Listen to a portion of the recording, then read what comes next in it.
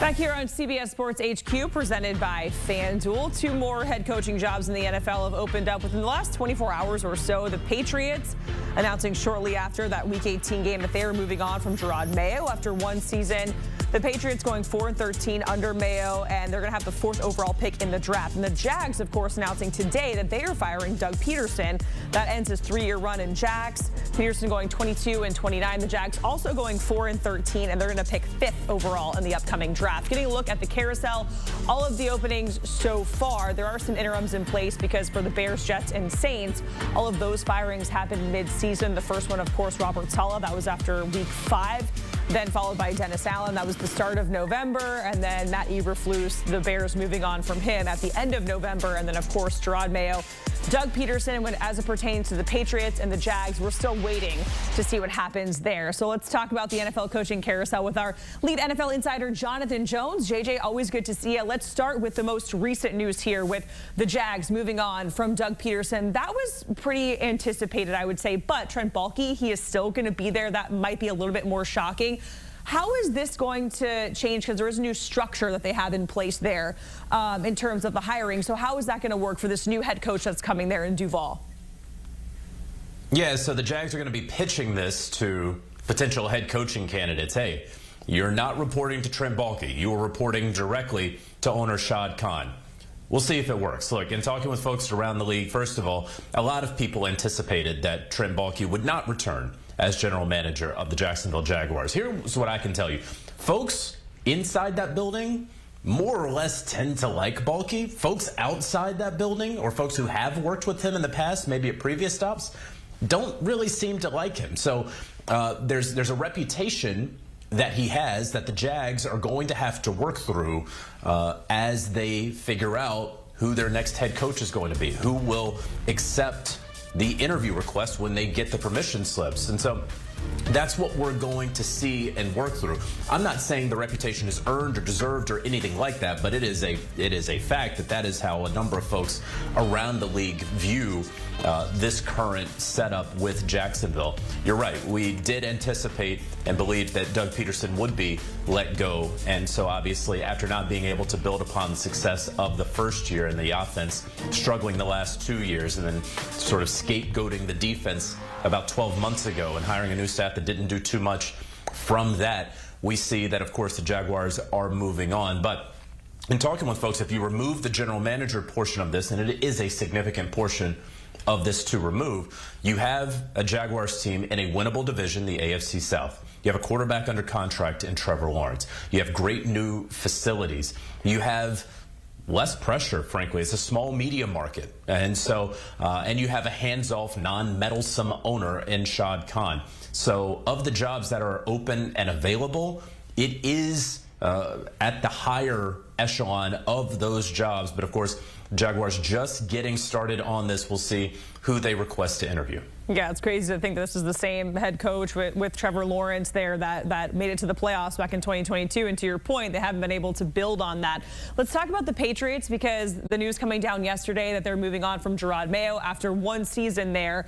He was the head coach in waiting, if you will, while Bill Belichick, was still there. And JJ, is this more about wanting to move on from Jerod Mayo because the result of what we saw on the field with this Patriots team that we know is not all that talented, or is it more the fact that there is an opportunity to go and get Vrabel at this point in time? Yes. How about that? How's that answer? Yeah. Yes, Jacqueline. I mean, look, let's start with the first, and that is that Jerod Mayo, as evaluated on his own individual merits, did not meet the standard that the Crafts obviously wanted. I think anyone could argue philosophically, unless there is some disaster like Urban Meyer with Jacksonville, it is really, really hard for a coach to implement his system, his philosophy, his vision for a team in just 1 year. Okay, but in Jerod Mayo, you have a number of public missteps, certainly at the podium, and I don't think you lose your job because you have some gaffes, right? I don't think you lose your job because you say that Drake Mace had a better training camp than Jacoby Brissett, and then you start Jacoby Brissett. But it doesn't help when you don't have the results. And you alluded to the fact that this is not a very good roster. I don't know what anyone really expected. That you shouldn't have expected a winning season. Don't lose by 33 points to an LA Chargers team, also with a coach in his first year with that program, right? And obviously Jim Harbaugh has a lot of skins on the wall, but that's a difficult one to have to deal with. Ultimately, there was enough embarrassment for Robert Kraft, a very proud owner of these New England Patriots who, you know, he put a lot into Gerard Mayo. He said that he was the guy for 5 years. He put it into his contract that he would follow up the GOAT in Bill Belichick. So for Robert Kraft to admit what he is saying is a mistake this quickly is huge. Now, to Mike Vrabel, someone that Robert Kraft absolutely loves, and he absolutely loves Gerard Mayo as well, inducting him into the Patriots Hall of Fame while he was still the head coach of the Tennessee Titans. Had never really seen that before. But Vrabel is absolutely going to be a top candidate for the New England Patriots. There's no question about it. He should have a great deal of interest in this job. I wouldn't at all be surprised to see Josh McDaniels perhaps return to New England as the offensive coordinator. All of these things have to shake out, of course, because Vrabel is going to be a very hot name around. But make no mistake, if anyone 2, 3, 4 weeks from now sees that Mike Vrabel is the head coach of the New England Patriots, no one will be surprised. All right, let's go to the Giants. A little bit of a different situation here because they're actually going to retain Brian Daboll and Joe Schoen. And, of course, this is a team that we're all thinking, of course, needs a quarterback. But what does that look like moving forward, JJ, with those guys in place, considering, you know, this is the people that, you know, they put all their eggs in the Daniel Jones basket a long time ago. Really not that long ago, like 2 seasons ago, like that?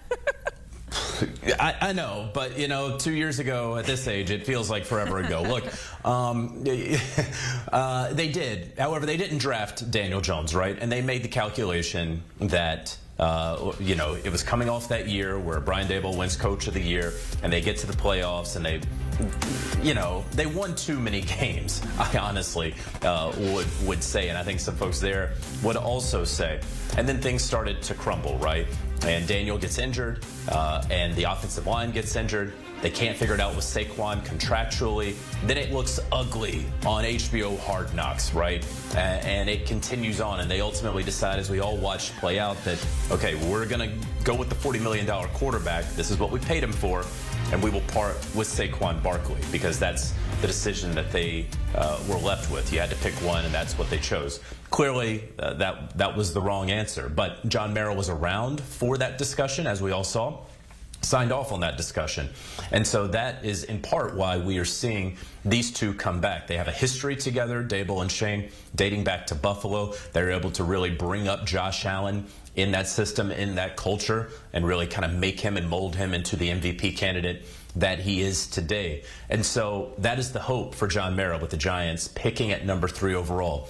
If they can get one of these top 2 quarterbacks, then Cam Ward or Shedeur Sanders, or if they can get a quarterback in free agency, that who better than Brian Daboll, just a couple years ago, the Coach of the Year, to help mold that quarterback and get things rolling with a healthy team, a young team, the Giants are, and hopefully in this year, and look, these guys aren't signing extensions, but they get 2025 to prove that they are the guys for Big Blue.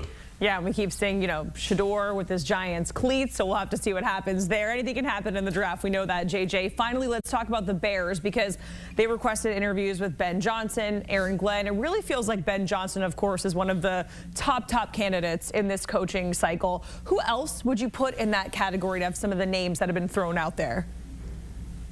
Okay, well, we'll start with Ben Johnson, who is going to be very selective about where he ultimately is going to interview. And so he plans to interview with the Chicago Bears, and he may interview with the Jacksonville Jaguars if they request him. We certainly have to wait and see on that. And look, he's a guy that has been wanted for some time for very obvious reasons, right? He is one of the best play callers in the entire NFL. And of course, Aaron Glenn is another one. Now, I will also say Ben Johnson has also been requested in New England as well. So that's going to be his top competition there with Mike Vrabel. We see here some of the top coaching candidates. I think that's a pretty solid list that we have. Vrabel, no longer a consultant with the Browns, now a free agent, interviewed with the Jets. He will interview with the New England Patriots. A number of teams will want to talk to him. Brian Flores is someone who will interview with the Jets next week. Aaron Glenn can interview this week with the Jets, a team, he's a Bill Parcells disciple. He'll also have plenty of interest in New Orleans. And lastly, Joe Brady is a guy that I anticipate, he does have a permission slip from the Jets. I think the Bears will also put in for him. And so those are some names to look out for. But again, we're still a few weeks away from anyone ultimately making a decision on head coach. Yeah, a lot of moving parts. JJ, we certainly appreciate it. We know you're going to stay on top of it, and we'll be checking in quite frequently as we continue to talk about the NFL coaching carousel. Of course, the wild card weekend in the NFL, we got you covered here on CBS. Chargers and the Texans on Saturday, January 11th, 4:30 Eastern time. And then on Sunday, Broncos and the Bills. That's at 1 o'clock Eastern. And, of course, you can stream all these matchups on Paramount Plus as well.